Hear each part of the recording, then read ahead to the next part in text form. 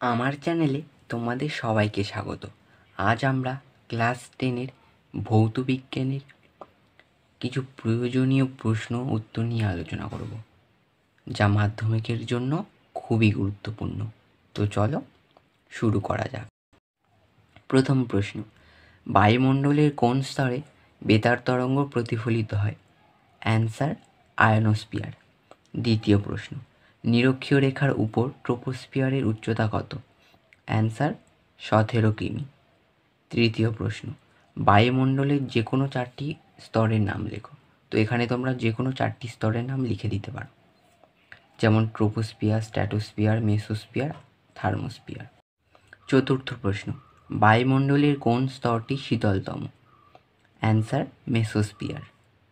পঞ্চম প্রশ্ন, ট্রোপোপজ শব্দের অর্থ কী? তো ট্রোপো শব্দের অর্থ বিক্ষোভ এবং পজ শব্দের অর্থ থেমে যাওয়া। 6 নম্বর প্রশ্ন, বায়ুমণ্ডলের কোন কোন স্তরের উচ্চতা বৃদ্ধিতে উষ্ণতা বৃদ্ধি ও হ্রাস পায়? তো স্ট্র্যাটোস্ফিয়ার এবং ট্রোপোস্ফিয়ার। 7 নম্বর, প্লেন চালানো বা বেলুন ওড়ানোর জন্য বায়ুমণ্ডলের কোন স্তরটি ব্যবহার করা হয়? তো উত্তর হয়ে যাবে স্ট্র্যাটোস্ফিয়ার। 8 নম্বর প্রশ্ন, স্ট্র্যাটোস্ফিয়ারের উচ্চতা বৃদ্ধির সঙ্গে উষ্ণতা বাড়ে না কমে? তো উত্তর হয়ে যাবে বাড়ে। 9 নম্বর প্রশ্ন, বায়ুমণ্ডলের কোন স্তরে ঝড় হয়? এটা তোমরা সকলেই জানো, ট্রোপোস্ফিয়ার। 10 নম্বর প্রশ্ন, বায়ুমণ্ডলের কোন স্তরে মেরুজ্যোতি দেখা যায়? উত্তর, আয়নোস্ফিয়ার। 11 নম্বর প্রশ্ন, বায়ুমণ্ডলের কোন স্তরটি উষ্ণতম? Answer, exosphere. বিশুদ্ধ শুষ্ক বাতাসে CO2 এর শতকরা কত ভাগ থাকে? তাহলে প্রায় 0.032%। 13 নম্বর প্রশ্ন, ট্রোপোস্ফিয়ারের ঊর্ধ্বসীমায় উষ্ণতা কত থাকে? তো -55 ডিগ্রি সেলসিয়াস থেকে -60 ডিগ্রি সেলসিয়াস পর্যন্ত। 14 নম্বর প্রশ্ন, বায়ুর কোন স্তরকে শান্তমণ্ডল বলা হয়? তো এটি হবে স্ট্র্যাটোস্ফিয়ার স্তর। 15 নম্বর প্রশ্ন, ওজোন স্তরের ওজনের বিয়োজনে NO এর ভূমিকা কী? তো ওজোন স্তরে উৎপন্ন NO ওজোন গ্যাসের সঙ্গে বিক্রিয়ায় O2 এবং NO2 গ্যাস উৎপন্ন করে। উৎপন্ন NO2 গ্যাস O3 ও O2 অণুর বিয়োজনে উৎপন্ন O পরমাণুর সঙ্গে বিক্রিয়া করে NO গ্যাস উৎপন্ন করে, যা পুনরায় O3 অণুকে বিয়োজিত করে। তো এবার 16 নম্বর প্রশ্ন, বায়ুমণ্ডলের ওজোন গ্যাসের ঘনত্ব মাপার একক কী? তো এটি হবে ডপসন একক। 17 নম্বর প্রশ্ন, ওজোন স্তরে সূর্য থেকে আগত কোন রশ্মির ভূপৃষ্ঠে আপতনকে প্রতিহত করে? তো এটি হবে অতিবেগুনি রশ্মি। CFCর পুরো নাম কী? তো এটি হবে ক্লোরোফ্লুরোকার্বন। 19 নম্বর প্রশ্ন, বিদ্যুৎক্ষরণের সময় কোন গ্যাস অতি স্তরকে ভাঙে? তো এটি হবে নাইট্রিক অক্সাইড। বায়ুতে উপস্থিত একটি গ্যাসের নাম করো যেটির পরিমাণ বাড়লে বিশ্বউষ্ণায়ন ঘটে। তো এরকম অনেকগুলি গ্যাস আছে, তোমরা কার্বন ডাইঅক্সাইডও বলতে পারো। বায়ুমণ্ডলের উষ্ণতা বৃদ্ধি করে এমন একটি গ্যাসের নাম লেখো। তো কার্বন ডাইঅক্সাইড। বায়ুমণ্ডলের উপস্থিত একটি গ্যাসের নাম করো যেটি গ্রিনহাউস গ্যাস নয়। তো এটি হবে নাইট্রোজেন। একটি জৈব গ্রিনহাউস গ্যাসের উদাহরণ দাও। তো এটি হবে মিথেন বা CH4। ভূ উষ্ণতা বৃদ্ধির একটি ক্ষতিকারক প্রভাব উল্লেখ করো। তো এর একটি ক্ষতিকারক প্রভাব হলো মেরু অঞ্চলে বরফ গলে গিয়ে সমুদ্রের জলস্ফীতি ঘটতে পারে। একটি হাইড্রোকার্বনের নাম লেখো যা গ্রিনহাউস এফেক্টের জন্য দায়ী। তো এটি হবে মিথেন। একটি শক্তি উৎসের নাম লেখো যেটি স্থিতিশীল বৃদ্ধি ও উন্নয়নের জন্য ব্যবহার করা যায়। তো এটি হবে সৌরশক্তি। বায়োগ্যাসের একটি ব্যবহার উল্লেখ করো। তো বায়োগ্যাস আমরা জ্বালানি হিসাবে বিদ্যুৎ উৎপাদনে ব্যবহার করি। কাঠ-কয়লা, পেট্রোলিয়াম, ইথানলের মধ্যে কোনটি জীবাশ্ম জ্বালানি? তো এটি হবে পেট্রোল। জীবাশ্ম জ্বালানির দহন কোন গ্যাসে উৎপন্ন হয়? CO2।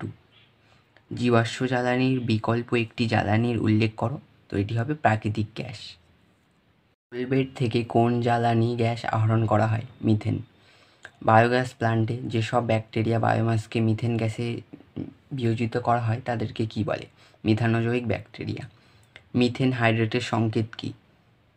CH4 23H2O বা CH4 5.75 H2O। সিএনজির প্রধান উপাদান কি? মিথেন। বায়োগ্যাসের মূল উপাদান কি? মিথেন। ফায়ারি আইস কাকে বলে? মিথেন হাইড্রেটকে। সিএনজির পূর্ণ নাম কি? Compressed natural gas.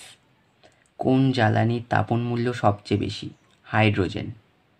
কয়লার একটি নমুনার তাপন 30,000 কিলোজুল পার গ্রাম বলতে কী বোঝায়? তো কয়লার একটি নমুনার তাপন মূল্য 30,000 কিলোজুল পার গ্রাম বলতে বোঝায় ওই নমুনার 1 কেজি ভরের সম্পূর্ণ দহনে 30,000 কিলোজুল তাপশক্তি উৎপন্ন হয়। স্থিতিশীল শক্তি বৃদ্ধি ও উন্নয়নের জন্য বায়ুশক্তির ব্যবহার করা যায় কেন?